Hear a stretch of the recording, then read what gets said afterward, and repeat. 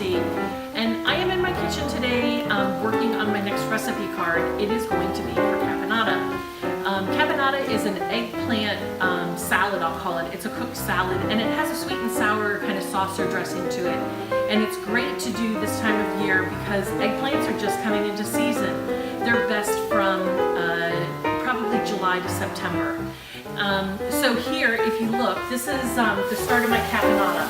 I started with a hot pan and I added olive oil to it, and then I threw in chunks of eggplant and onion, and here is some celery.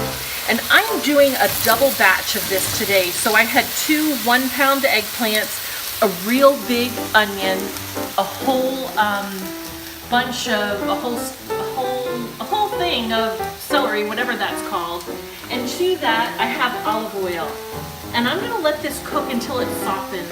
And that probably is gonna be 10 to 12 minutes.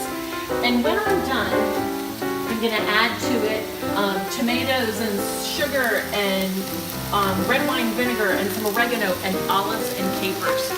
And it's gonna be a really great thing that I'm gonna need to let it sit for a couple of days because the flavor really enhances when it's cooled and it's used later on.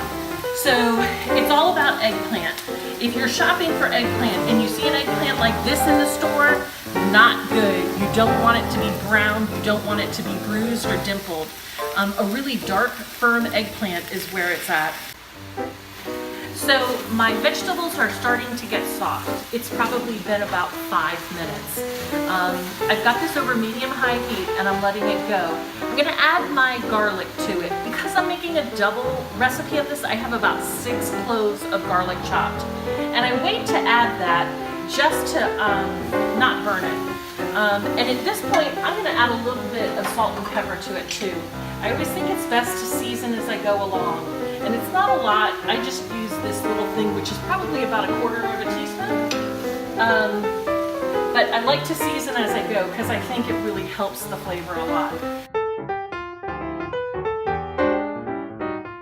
So here I am, my vegetables are about done. I've taken them off of the stove while I'm finished going through my olives.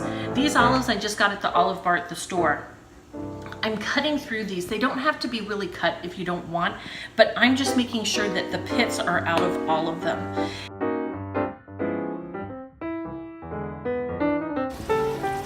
I'm gonna add about as much vinegar, well, maybe a little bit less vinegar. Let's do 4 tablespoons of red wine vinegar.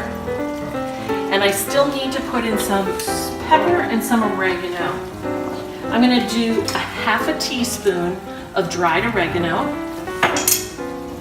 I'm gonna do about a 1/2 teaspoon of black pepper. As you can see, or maybe hear, this is boiling already. So I'm gonna give it a stir, and I am going to turn down the heat, and I'm gonna let this simmer for about 20 minutes. And at that point, it's gonna be done.